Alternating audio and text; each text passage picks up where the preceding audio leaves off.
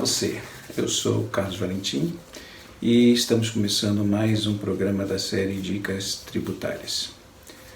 Pelas estatísticas da Receita Federal, a partir de 2016, o Brasil ultrapassou o número de 20 mil pessoas que comunicaram a saída definitiva do país. Então, pelas anotações que eu tenho aqui, foram 20.493 em 2016, 21.236 em 2017, 23.149 em 2018 e até julho de 2019 já tinham sido 21.873 pessoas. Então, esse é o assunto que eu quero tratar com vocês hoje. O que acontece quando eu saio definitivamente do país em relação à minha vida tributária? A primeira coisa que eu devo fazer é comunicar essa saída definitiva para a Receita Federal. Por quê? Por uma razão bastante simples. Já falamos sobre isso aqui em vídeos anteriores. A tributação no Brasil, ela é universal. Então, não importa onde é que eu esteja localizado, desde que eu esteja oferindo alguma renda lá, eu devo declarar essa renda no Brasil. Então, se eu mudo para um país fora, seja com vínculo já de emprego ou não, ou eu vou procurar alguma coisa para fazer lá, na medida que eu ganho dinheiro lá, eu vou ter que pagar imposto aqui também.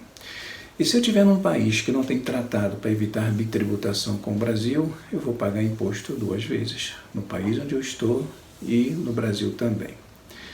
Então, o mais aconselhável é que se eu estou saindo, mesmo que eu não tenha o ânimo de sair definitivamente, mas eu vou ficar um certo período, eu faço a comunicação de saída definitiva.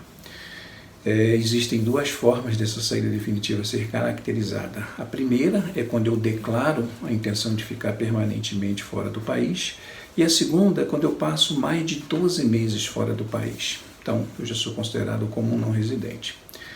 Quais as grandes implicações que isso traz? A maioria das pessoas, que certamente nesse número de pessoas que eu estou falando aqui, a grande maioria, fazem simplesmente a comunicação de saída e deixam uma série de rastros no Brasil.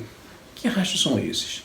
Deixam contas bancárias, como se fosse residente no Brasil, deixam aplicações financeiras, recebem rendimentos, alguns alugam suas casas, recebem rendimentos aqui, e tocam a vida, como se nada tivesse acontecendo.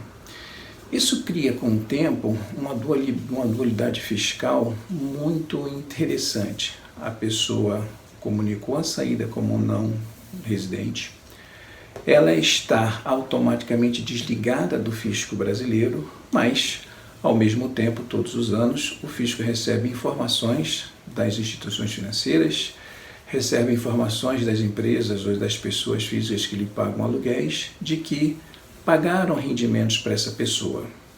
E esses rendimentos foram tributados, no caso das aplicações financeiras, elas são tributadas exclusivamente na fonte, então isso não afetaria o rendimento que ele tivesse aqui, mas dá uma informação para a Receita de que, olha, esse sujeito mora no Brasil. Ele continua aqui no Brasil, apesar de ter feito uma comunicação de saída definitiva. Isso gera uma série de problemas. Então, vamos supor que a pessoa foi morar nos Estados Unidos. E lá ela se radicou, tem seu emprego, firmou sua residência, está tudo certinho lá. E ela tem uma conta corrente bancária. As informações dessa conta corrente bancária são capturadas pelo FATCA, que é um sistema americano equivalente à nossa financeira aqui no Brasil. E essas informações são mandadas para o Brasil. Há uma troca de informações entre o fisco brasileiro e americano. Então a Receita Federal brasileira vai olhar para isso e vai dizer, pô, fulano teve rendimento nos Estados Unidos. Mas peraí, esse cara também teve rendimentos no Brasil, tributados na fonte. E ele está como se fosse um residente brasileiro. Então o que a Receita vai fazer? Ela, como não vai conseguir achar essa pessoa aqui, que ela não está mais aqui, ela vai bloquear o CPF dela.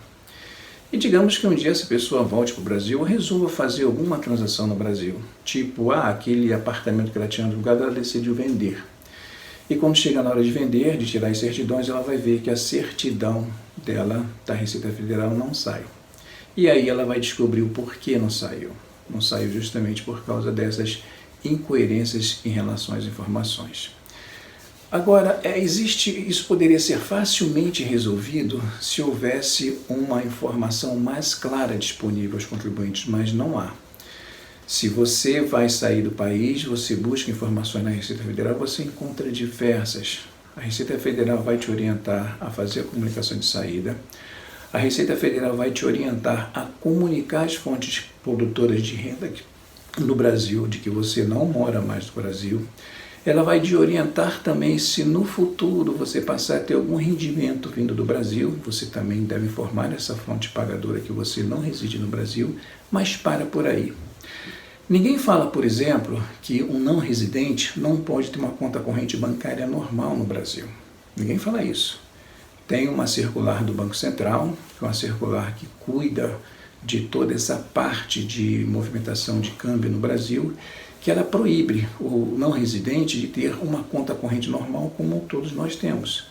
Ela diz que esse não residente só pode ter uma conta chamada de CDE, que é conta de domiciliado no exterior. Só que a maioria dos bancos não trabalham com esse produto, ou se trabalham, cobram uma taxa mensal muito grande para a manutenção desse tipo de conta. Eu já ouvi até cobrar R$ 1.500 por mês para manter uma conta de não residente. E por uma razão muito simples, todo o dinheiro que entra e sai de uma conta de não residente, ele é considerado como se fossem valores ingressados e remetidos para fora do país, mesmo que sejam em reais. Então, por causa das nossas normas cambiais, todas as operações de débito ou crédito numa conta corrente de um não residente igual ou superior a R$ 10.000, o banco deve informar ao Banco Central. Então imagina um banco que tem milhões de clientes e tem uma meia dúzia de não residente, ele ter que ter um sistema apartado só para controlar a movimentação desse não residente. Porque se ele não fizer isso, ele está suscetível a multa também, se ele não fizer essa obrigação. Então, a grande maioria dos bancos, quando descobrem que o seu cliente não é mais residente no Brasil, eles simplesmente o convidam a encerrar a conta. E aí começa também uma guerrinha, porque existe uma comunhão de dois interesses. Primeiro, do brasileiro que mora lá fora, mas quer manter a sua vida aqui dentro financeira bonitinha, afinal de contas é muito bom a gente ganhar em dólar ou euro e aplicar em reais. Os nossos juros pagos pelos títulos de renda fixa brasileiros são os maiores que tem no mundo. Então é um casamento perfeito. E tem também do outro lado o gerente que cuida da conta dele que não quer perder essa conta. Então as pessoas às vezes fingem que não sabem de nada e simplesmente deixam a vida correr assim. Mas é um risco que eu acho desnecessário correr. Existem outras formas de se manter esses dois interesses sem colocar em risco a pessoa física no que diz respeito à sua vida tributária no Brasil. Então, o que tem que ficar muito claro é que sair do Brasil, então que saia de uma vez. Deixo todas as situações que me ligam aqui como se fosse residente para eu ter uma única informação. E essa única informação tem que ser coerente. Então, eu como não residente posso ter aplicação financeira no Brasil? Posso. Há diferença na tributação? Não. A tributação do doméstico é exatamente igual ao do estrangeiro no que diz respeito às aplicações de renda fixa.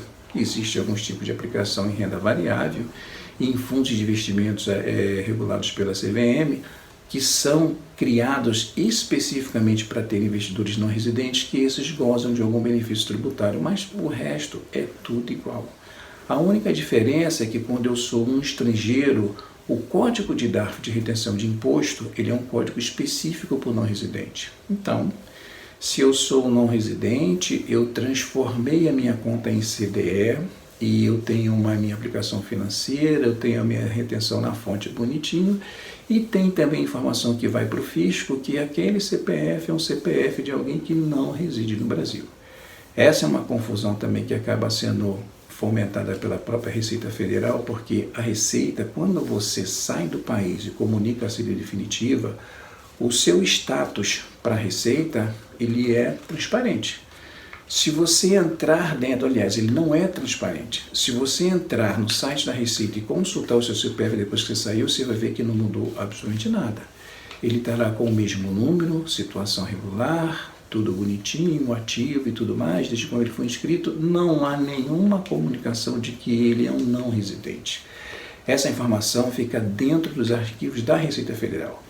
A Receita Federal, no seu cadastro, ela sabe que você é um não residente, mas qualquer um que consultar o seu CPF não vai ter essa informação. Isso seria de uma grande ajuda. Então, o ideal seria se Banco Central e Receita Federal tivessem uma norma em conjunto. Eu não vejo nenhuma dificuldade em fazer isso, até porque ambos os órgãos estão embaixo do mesmo ministério. Então, da mesma forma que a Receita Federal tem convênio com as secretarias estaduais de Fazenda para comunicar doação e cobrar ITCMD, que ela tem também um intercâmbio com as juntas comerciais e os cartórios de registro de pessoas jurídicas espalhados pelo Brasil. Então, hoje, toda vez que você abre uma companhia nova, você não precisa fazer coisas diferentes em órgãos diferentes. No mesmo lugar, você consegue ter o CNPJ, você consegue ter o registro de junta comercial, você consegue ter todos os atos que tornam a sua pessoa jurídica elegível a operar. Então, por que não há a mesma coisa em relação àquele que deixa o Brasil?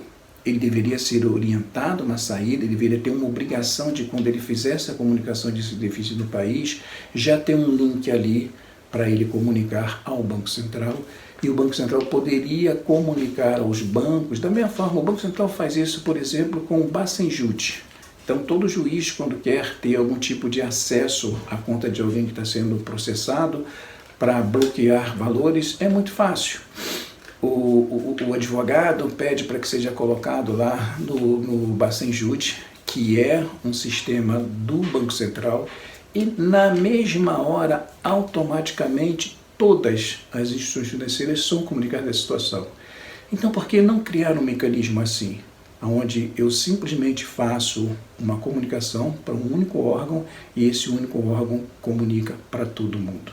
Então, fazendo isso, iria evitar uma série de dissabores para muita gente. Eu tenho ajudado muitas pessoas nessa situação que pensaram que fizeram tudo certinho, mas descobriram mais tarde que não fizeram tudo tão certinho assim, justamente por causa desses detalhes que eu acabei de falar. Bom, o meu objetivo é sempre ter vídeos curtos de no máximo 8 minutos, mas esse passou um pouquinho porque esse é um assunto que a gente teria até muito mais para falar sobre ele. Então, a dica mais importante é essa: você vai sair do país, então você veja todas as situações que cercam a sua vida financeira aqui, para você não deixar nenhuma ponta solta que possa te prejudicar no futuro, valeu? Se vocês entenderem que essas dicas foram úteis, tiverem vontade de compartilhar, fiquem à vontade, e também se tiverem vontade de conversar comigo um pouco mais sobre esse assunto, meu e-mail está embaixo, fiquem à vontade, valeu? Um abraço, tchau, tchau.